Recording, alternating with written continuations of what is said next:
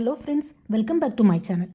இந்த வீடியோவில் நம்ம பூரி, அதாவது பொங்கிய பூரி, உப்பலா பூரி எப்படி பண்ணலாங்கிறத பற்றி தான் பார்க்க போகிறோம். வாங்க வீடியோக்குள்ளே போகலாம். அதுக்கு முன்னாடி நம்ம சேனலில் ஃபஸ்ட் டைம் பார்க்குற வியூஸ் ப்ளீஸ் சப்ஸ்கிரைப் பண்ணி வச்சுக்கோங்க. அப்போ தான் நான் போடுற வீடியோஸ் எல்லாமே மிஸ் ஆகாமல் உடனுடனே உங்களுக்கு நோட்டிஃபிகேஷனில் வரும். நிறைய பேருக்கு பார்த்திங்கன்னா பூரி பொங்கியே வராது. ஸோ அதனாலே பாதி பேர் பூரி வீட்டில் பண்ணவே மாட்டாங்க. பட் இந்த ட்ரிக்ஸை மட்டும் ஃபாலோ பண்ணிங்கன்னா பூரி சூப்பராக பொங்கி வரும். நான் ஒரு சின்ன பவுலுக்கு 3/4 பவுல் பொடி ரவை எடுத்துருக்கிறேன். இதை கேஸ் ஸ்டவ்வில் ஒரு கடாயில் தட்டி லைட்டாக வறுத்து எடுத்துக்கலாம்.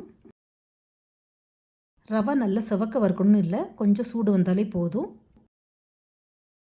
ரவை வறுபடும் போது லைட்டாக ஒரு ஸ்மெல் வரும். ஸோ அந்த அளவுக்கு வறுத்தாலே போதும்.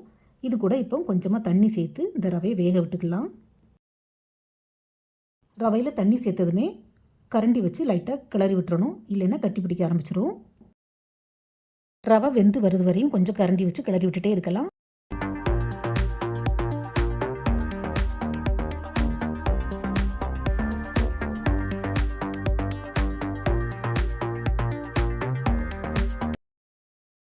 நாம் ஊற்றின தண்ணியும் வற்றி ரவையும் நல்லா வெந்து வந்துடுச்சு. இப்போ கேஸ் ஆஃப் பண்ணிவிட்டு இதை ஒரு பவுலில் மாற்றி ஆற விட்டுக்கலாம். இந்த ரவை நல்லா ஆறணும், அதுக்கப்புறமா தான் நம்ம பூரிக்கு மாவு பிசைய முடியும். சிலவங்க நார்மல் ரவையிலேயே கூட பண்ணுவாங்க. பட் அப்படி பண்ணுறதை விட இப்படி பண்ணால் டேஸ்ட்டும் நல்லாயிருக்கும், நல்லா பொங்கி வரும் பூரி. இப்போ ரவை நல்லா ஆறிட்டு இது கூட நம்ம எடுத்த ரவைக்கு நேர் பாதி அளவுக்கு மைதா மாவு சேர்த்துக்கலாம். மைதா மாவு ஆப்ஷனல் தான், உங்களுக்கு வேண்டாம்னா நீங்கள் ஸ்கிப் பண்ணிக்கலாம். அது கூடவே கொஞ்சம் தேவையான அளவு கோதுமை மாவு ஆட் பண்ணிக்கலாம். கூடவே கொஞ்சமாக உப்பு, கொஞ்சமாக எண்ணெய் சேர்த்துக்கலாம். எண்ணெய் மட்டும் ஒரு 2 ஸ்பூன் சேர்த்துக்கலாம். கூடவே கொஞ்சமாக தண்ணி சேர்த்து சப்பாத்தி மாவு மாதிரி பிசைஞ்சு எடுத்துக்கலாம். நம்ம ஆல்ரெடி வேக வச்ச ரவையில் கொஞ்சம் ஈரப்பசை இருக்க தான் செய்யும். ஸோ தண்ணி கொஞ்சம் பார்த்து ஊற்றிக்கோங்க, நிறைய ஊற்றியாச்சுன்னா ஜாஸ்தியாயிரும். ஸோ பூரி நமக்கு சரியாக வராது, ரொம்ப தளர்த்தியாக இருக்கக்கூடாது, கொஞ்சம் கெட்டியாக இருந்தால் தான் நல்லாயிருக்கும்.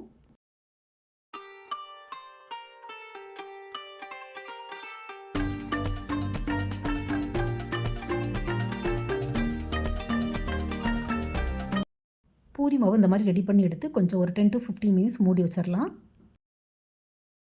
இப்போ 15 மினிட்ஸுக்கு மேலே ஆகிட்டு நம்ம பூரி தேய்க்க ஆரம்பிச்சிடலாம். பூரி சைஸ் பார்த்திங்கன்னா சின்னதோ பெருசோ உங்கள் தேவைக்கு தக்கன எடுத்துக்கோங்க. நான் கொஞ்சம் சின்னதாக தான் போடுவேன்.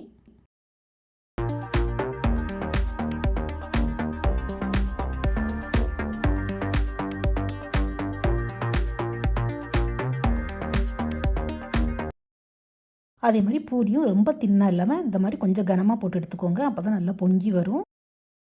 பாருங்கள் ஃப்ரெண்ட்ஸ், எல்லா பூரியுமே நான் கொஞ்சம் கட்டியாக சின்னதாக தான் போட்டு எடுத்துருக்கிறேன். இப்போ கேஸ் ஸ்டவ்வில் ஒரு கடாயில் எண்ணெய் ஊற்றி எண்ணெயை சூடாக்க வச்சுக்கலாம். எண்ணெய் சூடானதும் நம்ம ரெடி பண்ணி வச்சுருக்கிற பூரியை ஒன்றா போட்டு எடுத்துக்கலாம். பாருங்கள், பூரி போட்ட உடனே எப்படி உப்பெல்லாம் பொங்கி வருது. அதே மாதிரி பூரி சுடுறதுக்கு ஒரு டிப்ஸ் என்னென்னா, ஃப்ளேமை மீடியம் டு ஹையில் வச்சுக்கோங்க. அதுக்கப்புறமா எண்ணெய் நல்லா காஞ்சதுக்கப்புறமா தான் நம்ம பூரியை போடணும். அப்போ தான் இதை மாதிரி நல்லா பொங்கி கொஞ்சம் ப்ரௌனிஷாக நமக்கு கிடைக்கும். 2 சைடும் வெந்ததுக்கப்புறமா நம்ம எண்ணெயிலேருந்து எடுத்துடலாம். இதே மாதிரி அடுத்த பூரியும் சுட்டு எடுத்துக்கலாம். பாருங்கள், பூரி எண்ணெயில் போட்ட உடனே அப்பளம் மாதிரி பொங்கி சூப்பராக வருது. ஃப்ரெண்ட்ஸ், நம்ம இந்த பூரிக்கு ரவையை வேக வச்சு பண்ணியிருக்கிறதுனால டேஸ்ட்டும் நல்லாயிருக்கும், எண்ணெயும் நிறைய குடிக்காது. ஸோ கிட்ஸுக்கு மட்டும் இல்லை, பெரியவங்களுக்கும் எல்லாருக்குமே ரொம்ப பிடிக்கும். இதே மாதிரி மற்ற பூரிகளையும் சுட்டு எடுத்துக்கலாம். இந்த பூரிக்கு சென்னா மசாலாவும் உருளைக்கிழங்கு பொடி மாசும் செம காம்பினேஷனாக இருக்கும். இந்த பூரியை பொறுத்தவரையிலும் எவ்வளோ நேரம் ஆனாலும் இப்படி பொங்கியே உப்பியே இருக்கும்.